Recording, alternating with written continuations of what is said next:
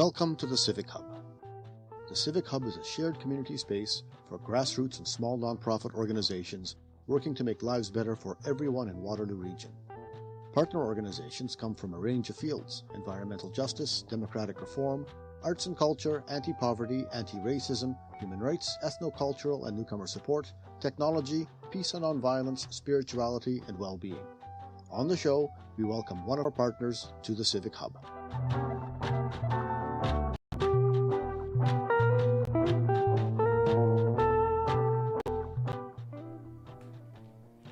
Today on Welcome to the Civic Hub, we have Heather Majaury and Mamuzo from Kaleidoscope. Welcome to the Civic Hub. Thank you for having us. Yeah, it's great to be here. Yeah.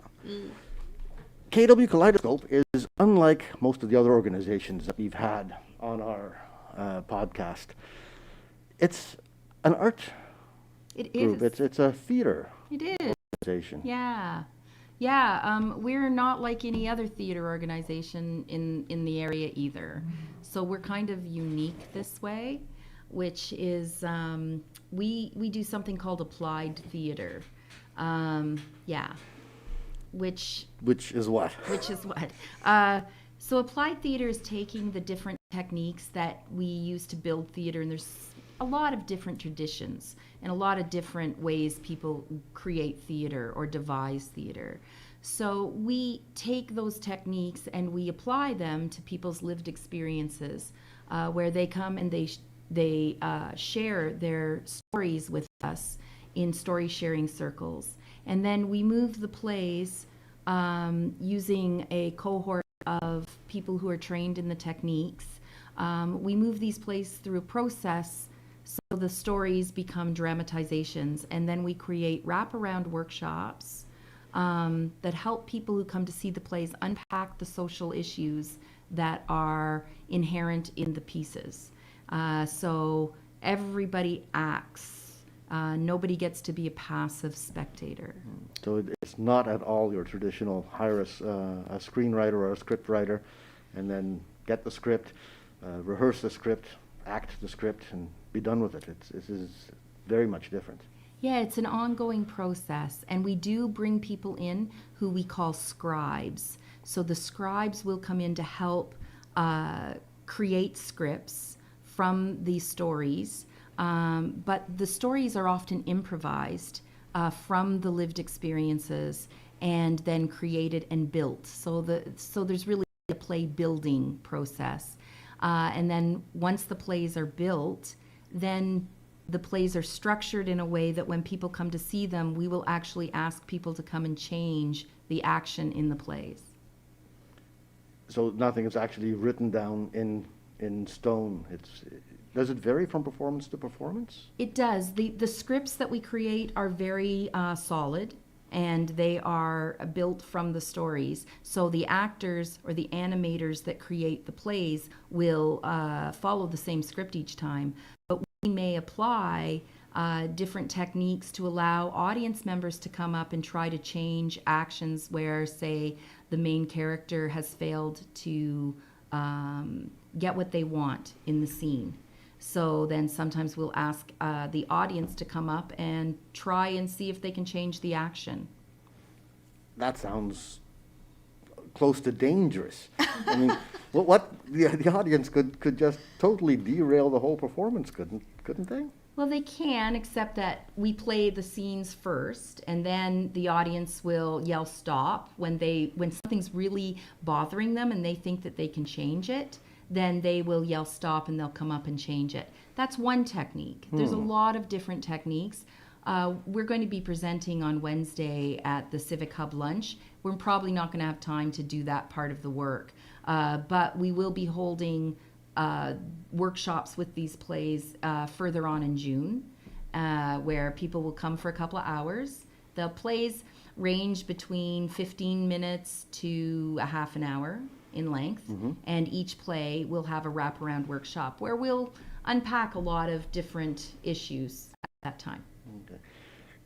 Give me an idea of some of these issues that you're unpacking. Well, I was going to say, I'm going to let Mamuzo speak because she's been part of our cohort. She came to our 2-minute play laboratory in last summer and stuck with it, and is now acting in 2 of the pieces. So I'm going to let you maybe talk a little bit about what that experience has been like.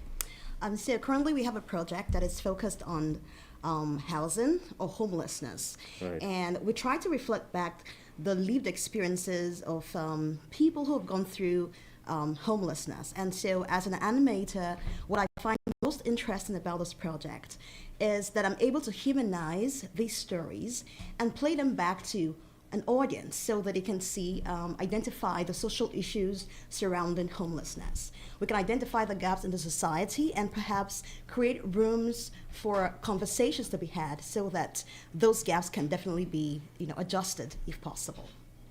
And how many of you are doing this? You got involved as an audience member initially? Well, I was trained as an animator. And well, for me, it's also a passionate thing I like to do because I see myself as a community builder. And so when the opportunity came to participate in this project, I felt, well, this was the best opportunity to come share, to become a partaker of change within the community. And so using my body to demonstrate or to reflect back lived experiences just makes it a profound way to connect or to amplify the work of social justice within community. And I also want to say that this is one way a creative way, to engage community. So it's a strong community engagement initiative that Kaleidoscope has put together. And I think it's been impactful so far. It's a level of intersectionality I'd never envisioned, animation with social justice. That's a brilliant thing, in fact, yes. Well, and Mamuzo is playing a local celebrity. So we one of the plays is about a better tent city, and it's focusing on a typical extreme weather evening at a better tent city. And Mamuzo's playing Udana for Nadine Green. Right. Nadine is very well known in the community, has done some marvelous work for providing shelter to unhoused people. So the play that you've got then, can you take me through a quick synopsis of what it is you'll be presenting on Wednesday? That's Wednesday the 15th? It's just a typical day, like she mentioned, at a better tent city. It's actually a 2 a.m. scenario. Usually most of the stores are shut. People are homeless, there's blizzard outside, heavy storm, and it's a windy, cold night. No food anywhere else, but they make their way to a better tent city where they find food, of course, hot coffee to keep them warm. And even though all the cabins have been taken or occupied, they are offered chairs. That also speaks to the fact that a better tent city is very open to provide resources for homeless people, even when these things are not readily available elsewhere. And so beautiful experience to play Nadine because it exposes, it helps me project my inner self, because sometimes we may not have experienced a particular situation, but playing a character gives you insights to what is happening within that space. And playing Nadine is a huge one because Nadine is a big heart. She has a large heart. She gives big hugs, and she's very open to support people with homelessness. And so the message I take from this play, of course, playing the role as Nadine, is the fact that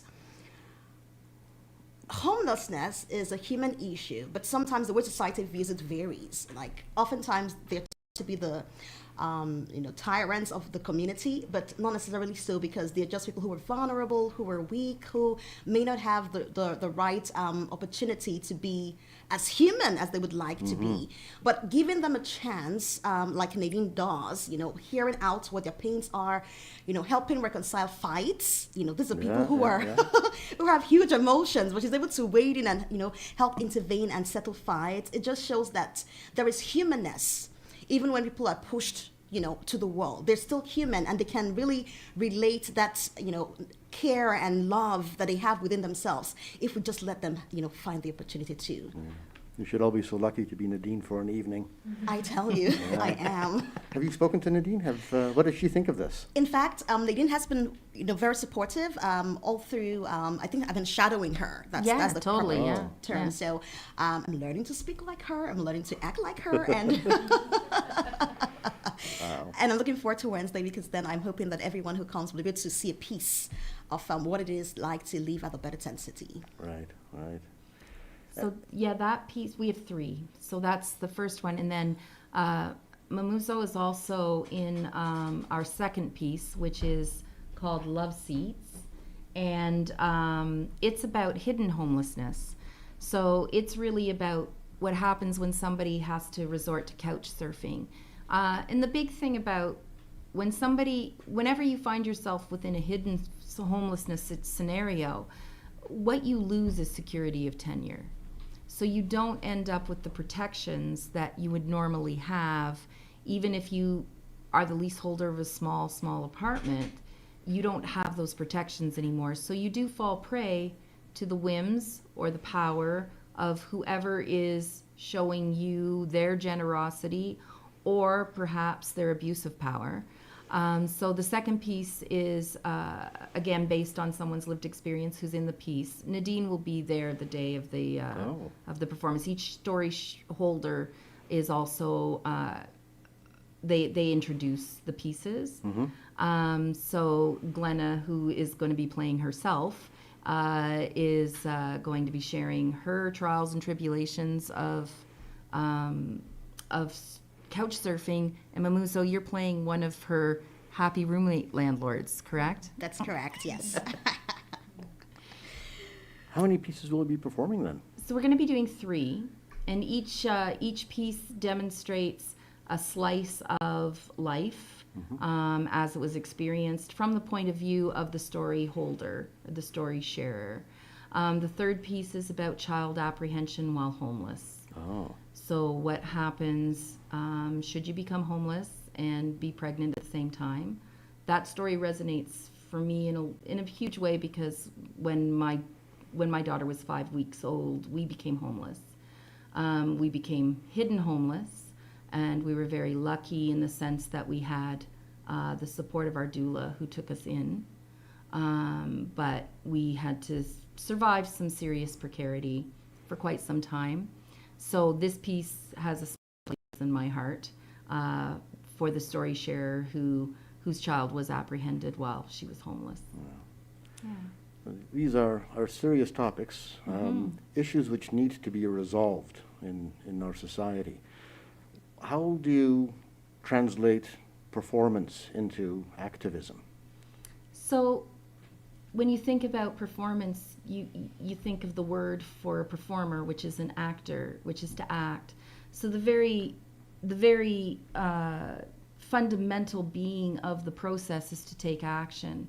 So it's not that far removed from the idea of activist. While actors tend to interpret others' words, in these plays, actors are participating within a process of activation. So while the story sharers are imparting what has happened to them, the actors are then using their bodies, their minds, their emotions as the tool by which we can amplify that experience in a way that can be understood, analyzed, as well as build some empathy. Because especially when we start to deal with issues around homelessness, sometimes empathy is lacking. Our services are overstretched and underfunded. People are in a profound state of trauma and survival. And so being able to use our bodies from somewhat of a privileged place to be able to support and act in community with someone not able to access that can be a very profound experience.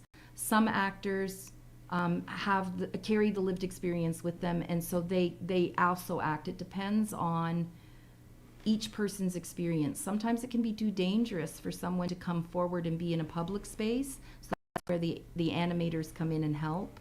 At other times, it's exactly what the person needs, is to be seen and to be heard, and so they go on the stage.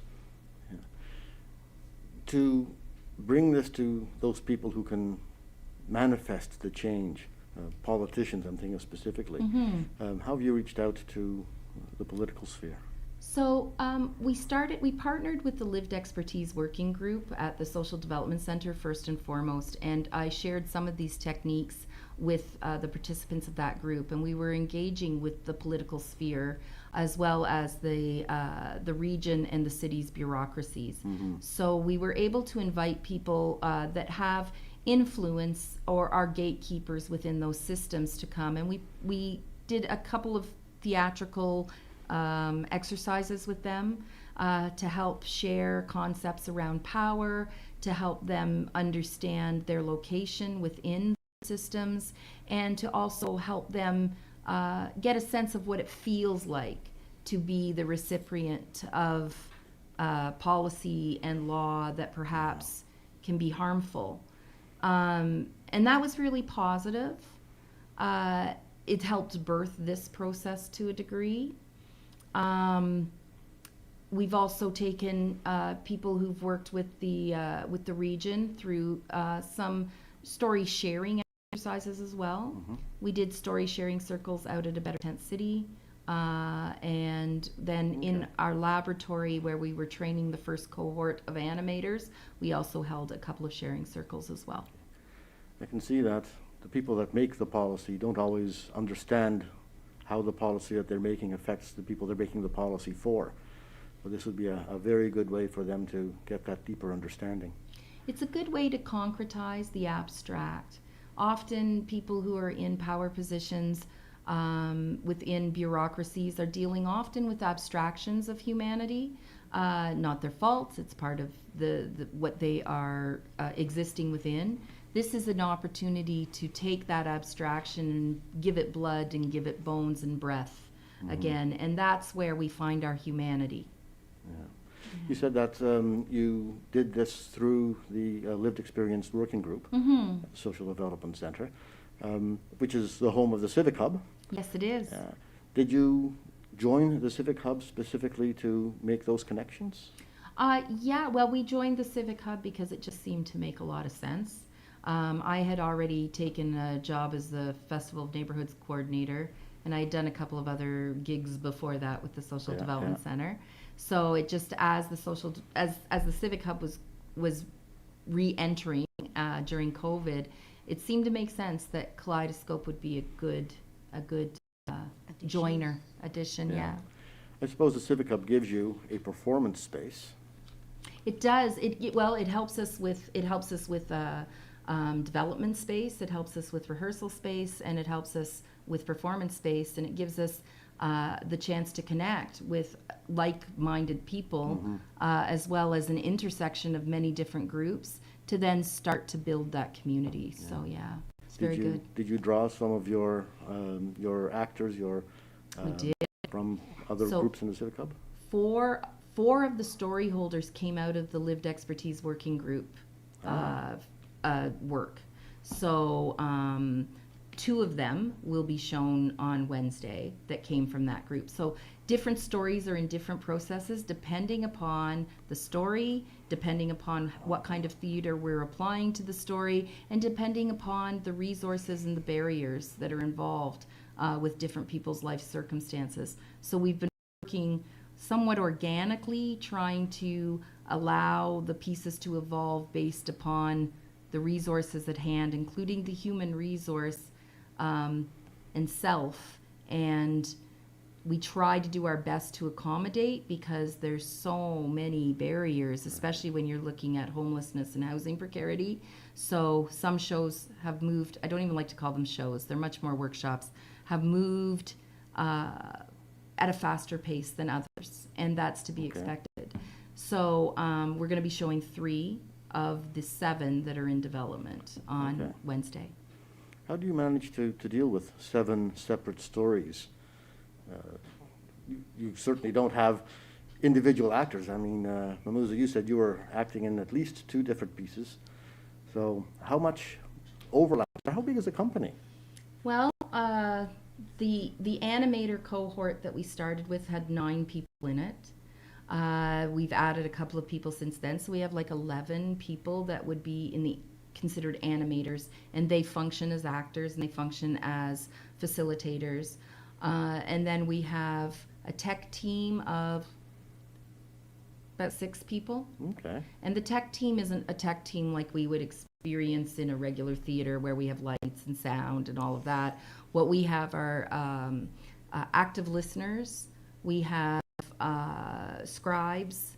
We have we do have stage managers, but they also, when we're developing a piece, if we need a body to help make the piece understood or created, then we use all the bodies in the room. So we've worked to make sure that all of us can do the various roles if necessary.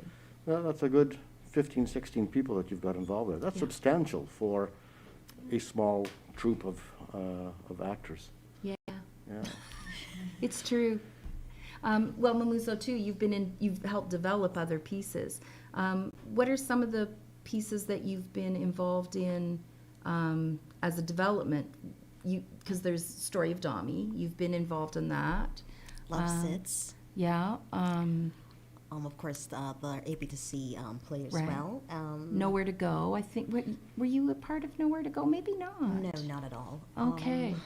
Nowhere to Go is a really interesting piece. It's about a newcomer who's come to Canada, who was recruited into the tech industry, then under questionable circumstances is let go, and then the process of becoming homeless happens, and they find themselves unsheltered. And it's a very good piece, yeah. Can I put you on the spot there, Mamuzo? That's fine. Can you perform a small segment of what you'll be doing on Wednesday? I wasn't expecting this, but that's fine. So just give me a second to think which might be most interesting for our listeners. Okay. And because it's more like a conversation, I may have to play both roles. I hope they can understand it. Yeah. Okay. So just to give an introduction before I start, this is one of the homeless people who walk into ABTC. ABTC is a Better Tent City on that cold night. Interestingly, she had lived there before, but she got supportive housing. And she comes back because she says her apartment is haunted. So I'm just going to play that. Hey, Doris! What are you doing here? I thought you have an apartment. Oh, Nadine, they lied. That place is haunted. How do you mean that place is haunted? I thought it's a new building, and they have all these new workers there. There are all these rules. You can't even bring your boyfriend in. I mean, you can only have visitors only 30 nights, and that's it. Nadine, I'm lonely. I'm sad. I'm so sorry to hear the stories, but there are no cabins here. So do I have to go? At least I can stay with my boyfriend. But would your boyfriend let you stay? Well, I'll just go and see. Nadine, if my people from my facility come here, please tell them you don't know where I am. Now, this is just a piece that, in my own opinion, well, as a head, I would say, there's a difference between supportive housing and housing with support. So even for those who have shelters, I have my own apartment, for instance, and may not have clearly experienced homelessness, but it questions, am I really experiencing connection, bonding, in my space? So for this particular actor, or rather what do we call them now, homeless person, she had an apartment, but she was missing out on connection, on community, Right. and so she was seeking to find a space where her values will be appreciated, where she will feel belonged, and so that sense of belonging pushed her out from where she was living to ABTC, the Better Tent City. How long did it take you to develop that inner insight? Well, that's a beautiful thing about the project. As we animate, right, we begin to ask ourselves questions. So, what do you think would have happened if, for instance, Doris was this? And as we, have those conversations, we begin to unravel, the gaps in the system. We begin to find, ways to analyze and think about it. For me, I think it's about making this experiences tangible and relatable, because every one of us, we may not have been involved homelessness or have experienced homelessness, but we can take a piece from this place, relate to it, and also see ourselves as active contributors to either moving the change that we want to see or at least questioning it. Okay. You'll be performing this on Wednesday, That's May the correct. 15th, 2024, at the Social Development Center, also the home of the Civic Hub, 23 Water Street North. Come in through the doors on Duke Street. Do you have to get tickets in advance? You don't need tickets, but it is a good idea to connect with the Civic Hub at waterlooregion.org. Let them know you're coming because they're ordering the food. Oh, okay. A little bit of additional incentive to come out to see the play. What happens after this? What happens on Wednesday night when it's all over, Thursday morning when you have nothing left to do? We go to sleep and then I go to Vegas. That's just a joke. But we will be continuing to work on the pieces, especially the ones that are still in development. And our hope is to hold a very small, I don't want to call it this, but it's the only words I've got right now, a little mini festival. So what we'll do is we will show the pieces again, but with their full workshops. Okay. And we'll also show wherever we're at with the other pieces, we'll invite people to come and see where we're at. So these aren't going to be, it's not like we're going to the Registry Theater and we're filling 150 seats. We'll probably be inviting people to come who are, again, influencers and gatekeepers within the system, as well as people in the community, to come and play with us, basically. And hopefully everybody will start to build some new relationships, as well as brainstorm and try out new ideas for maybe innovating the way we do things now. So open to anybody who has an interest in learning more about the homelessness situation in Waterloo Region. Anybody who has some insights to present to the people coming out there should be coming out as well to add their perspectives. I was going to say it's going to be much more active than it is a talk session. So it won't be like roundtables, which is what people are often used to. This will be asking people to act with us. Yeah. So that's on Wednesday the 15th at the Civic Hub, 23 Water Street. Call the Social Development Center, which number I do not have it at my fingertips. Well, I'll tell you what, you can actually call me. That'll be easier. So you can get a hold of the Civic Hub, or you can call Heather Majaury, 519-404-2019. You can also connect with me, Heather, at waterlooregion.org or at kwkaleidoscope@gmail.com. Right. Heather and Mamuzo, thank you so much for coming in and talking to me for only half an hour, but that's zipped by in no time at all. And welcome to the Civic Hub. Thank you.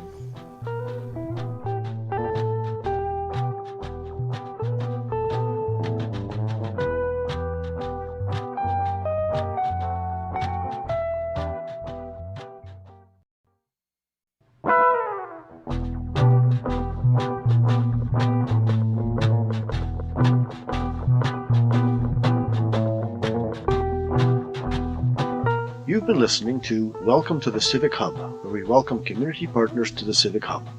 The Civic Hub is online at civichubwr.org. You can reach the Civic Hub by email at civichub@waterlooregion.org. Welcome to the Civic Hub is produced at the studio of CKMS-FM 102.7 Radio Waterloo. The show is sponsored by the Social Development Center of Waterloo Region. The executive producer is Alexander Petrovich. Ritika Sharmali is the producer and host, and I'm Bob Jonkman. Civic Hub is supported by the Region of Waterloo Upstream Fund. The theme music is A Good Bass by Kumiko from the Free Music Archive and used under Creative Commons CC0 license.